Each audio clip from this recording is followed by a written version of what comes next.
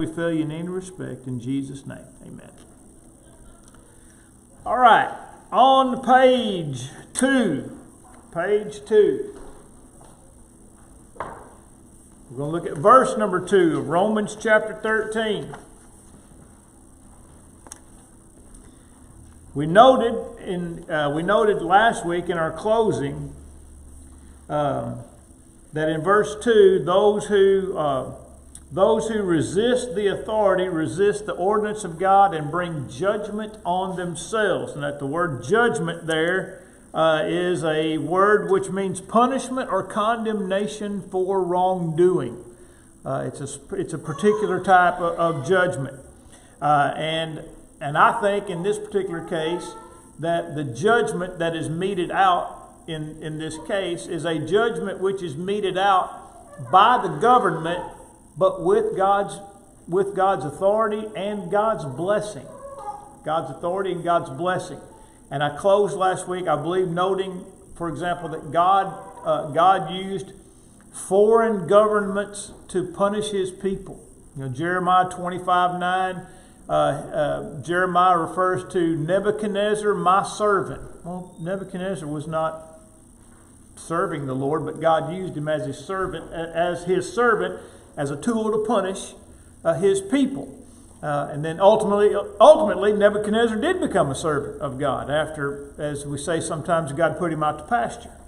But in that particular sense, Nebuchadnezzar was God's servant in that God was using him as His instrument of punishment. And so we want to understand how things are done. How would I say this? And Scott, help me with this. Would it be right to say that God punishes through, could you say by proxy through the governing authorities? Is by proxy the right word?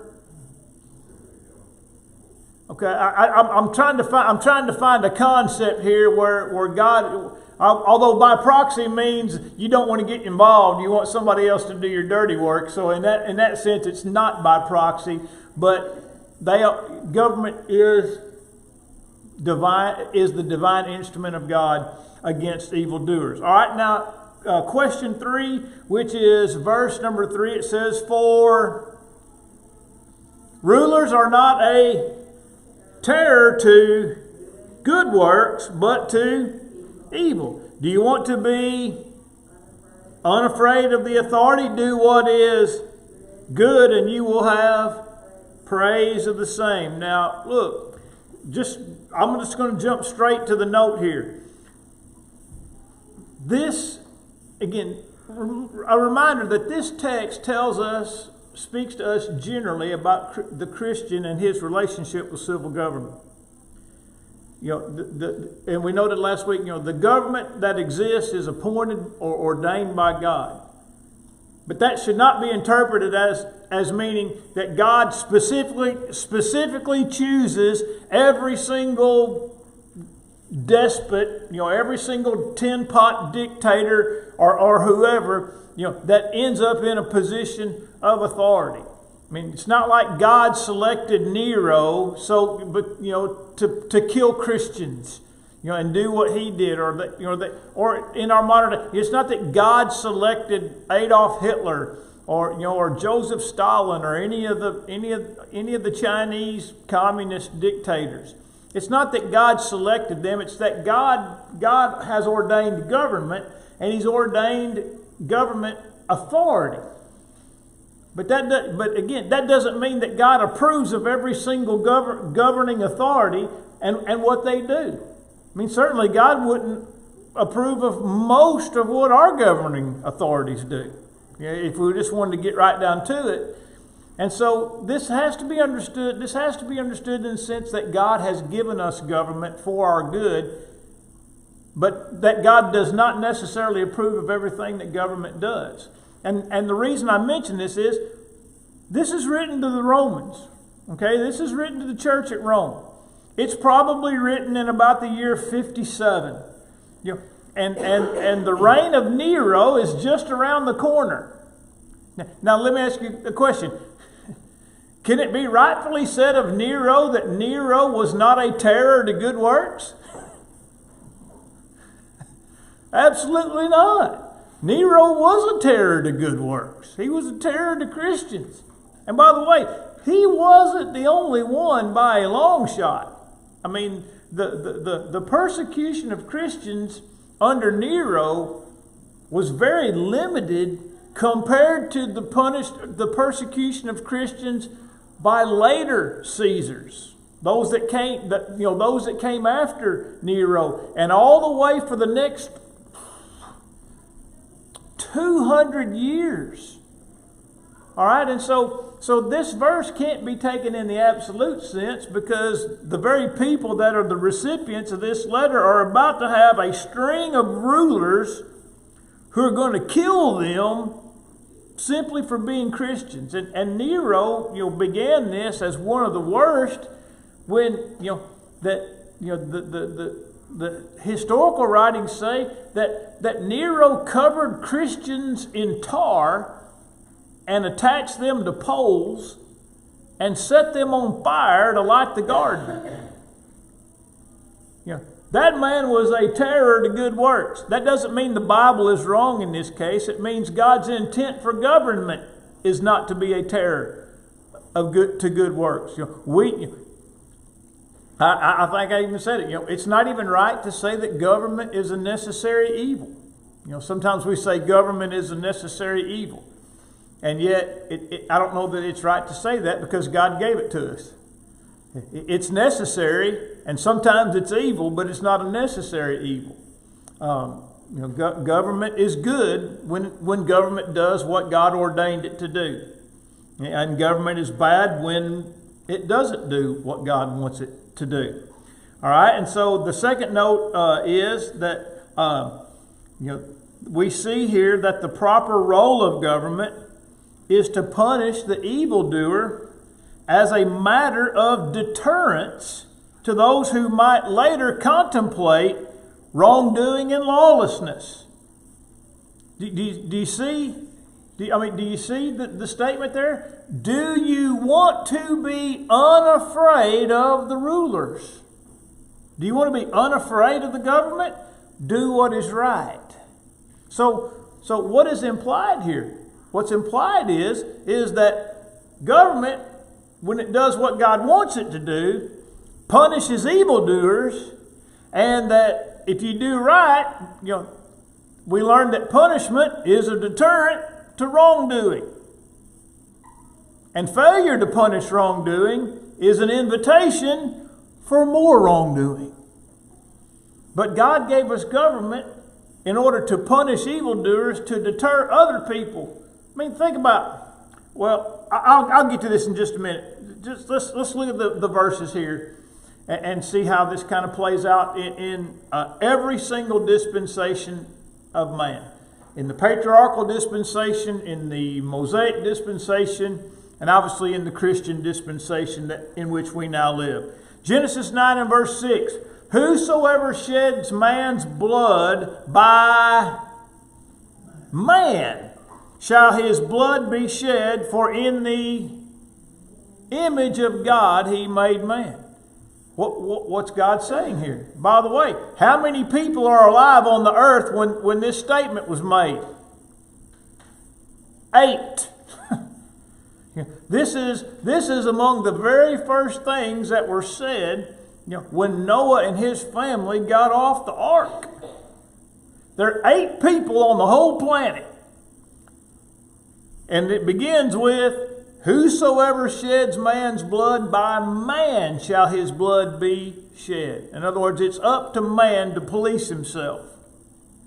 It's up to man to police himself and to punish those who do evil. Then Deuteronomy 13 and verse number 11. Now look, this comes after the command to stone one's own children as a punishment for enticement to serve other gods. I mean, that's what the text says. The reason it's not blank for blank there is because it's a really long sentence that leads up to what we're going to talk about. Okay, but it's like if your son comes and entices you to go after other gods and says, let us go and serve other gods, now here's the result. You stone them. You stone your own, you have your own children stoned to death. But look at the statement that follows. So all Israel shall fear and what? Hear and fear. And not what? Again do such wickedness as this among you. They'll hear and they'll fear. Now, does that sound like deterrence? That sounds a lot like deterrence, doesn't it? In other words, the punishment of the wicked, even to the point of having one's own children executed, will cause others to hear and to fear. And if anybody had any inkling of an idea that they wanted to go serve another god, they better keep it to themselves. Right? Yeah. It's not to say that nobody else ever thought such a thing, but if you said it out loud, it was the death penalty. It was the death penalty. All right, and then Ecclesiastes 8, verse 11. Man, this is a powerful, powerful text.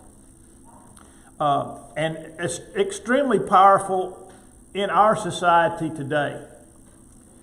Because the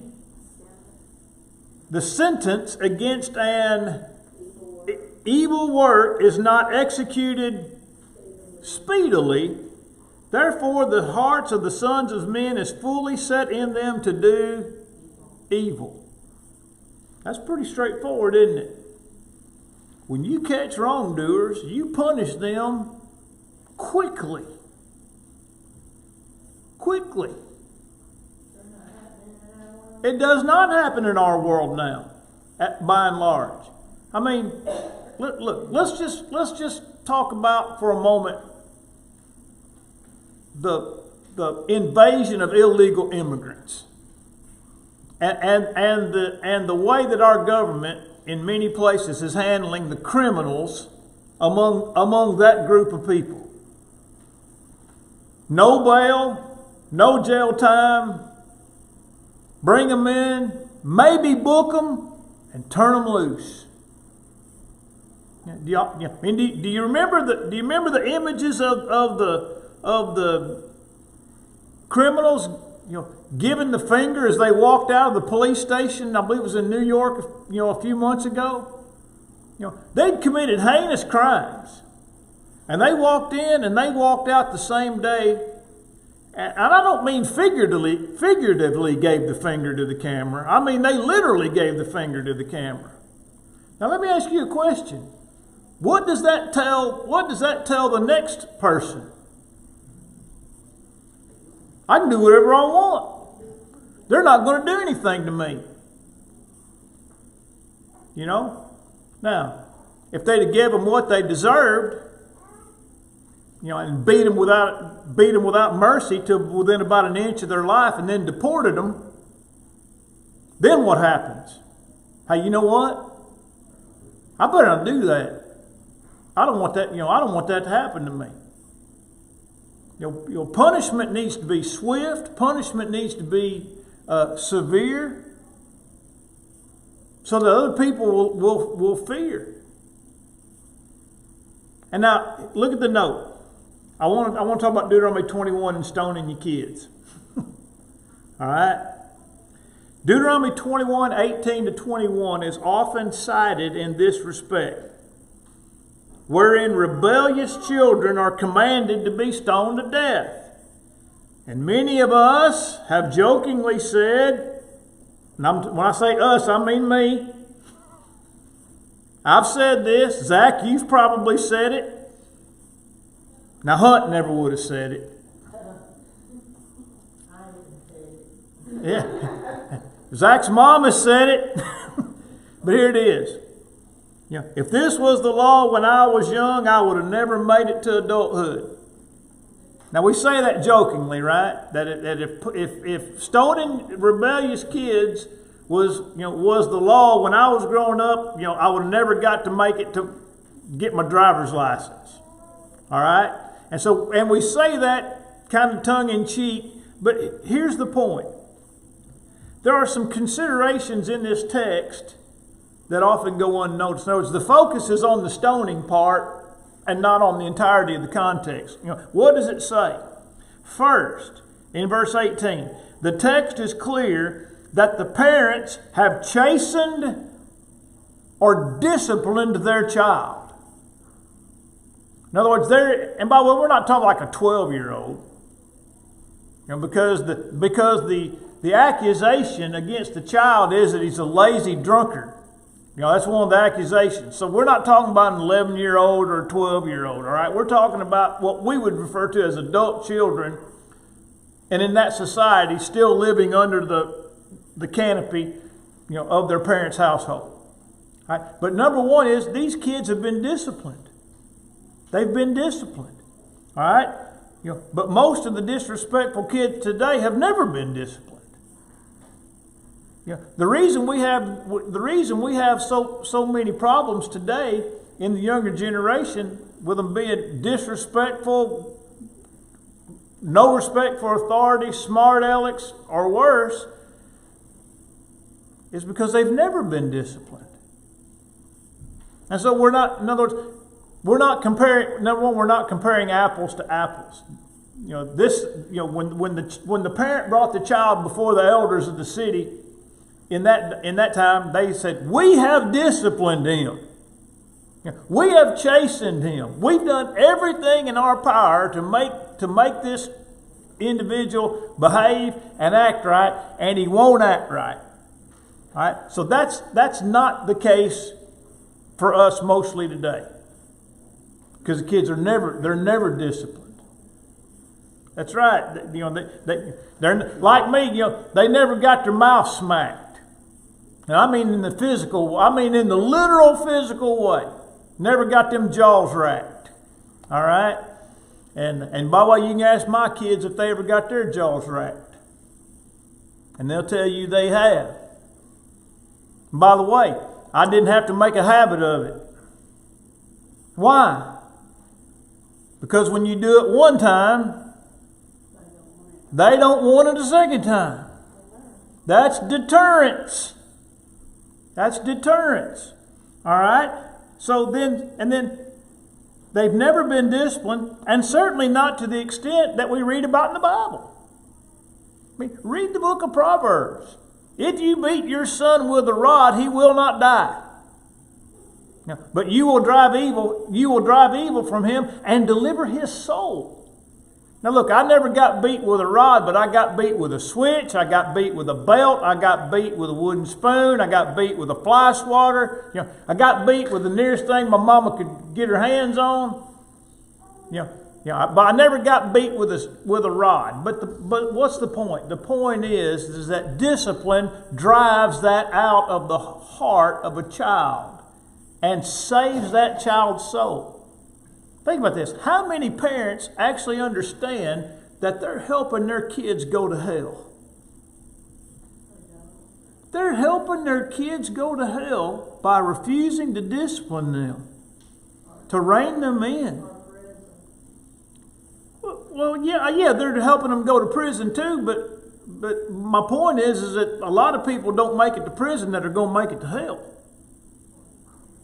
And it goes back to a lack of discipline. All right? And by the way, there's a host of passages in the book of Proverbs about disciplining children, severely, when it calls for it. All right? And then second, statements like the one I go back to at the beginning that we jokingly make disregard the power of deterrence. Speaking for myself, I well recall the teachers I had who were unafraid to apply the board of education to the seat of knowledge. I will call one name, and he's gone. He's no longer alive. But anybody that's from Dexter, Missouri, that is watching this tonight will know the name Mr. Hedrick. Nobody wanted to go into the hall with Mr. Hedrick. I mean, it was going to end up badly for you if you went out in the hall with Mr. Hedrick, because he was going to make it plain. He was going to make it plain. Now let me ask you a question. How many discipline problems you think Mr. Hedrick had? Very few, besides me. Very few besides me. So the point is, when we read about these Old Testament texts, we don't just need to understand that somebody popped off to their mama and they carried them out and stoned them to death. Right? They hear and they fear. They hear and they fear. Think about this.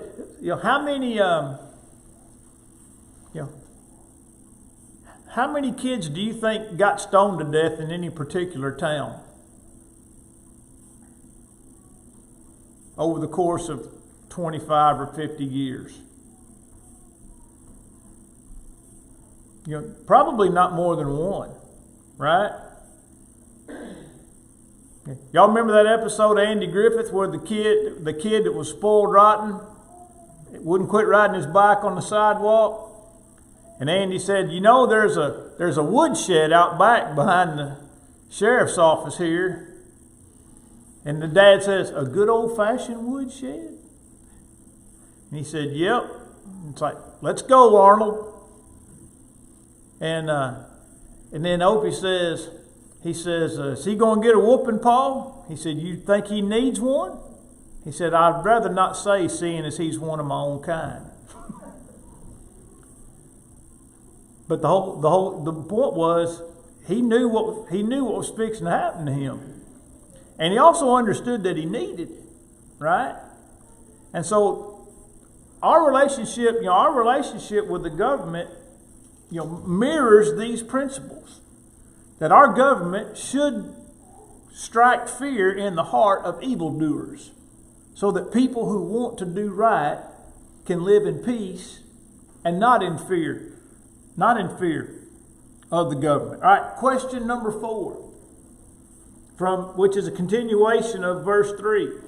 Verse 3 says, do what is good, you'll have praise from the same, for he is God's minister. What's another word for minister?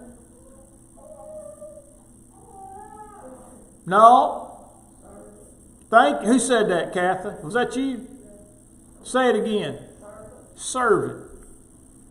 That's the word for minister. I did not come to be ministered to, but to minister. That's King James. New King James says, I did not come to be served, but to serve. So when you see minister there, read servant.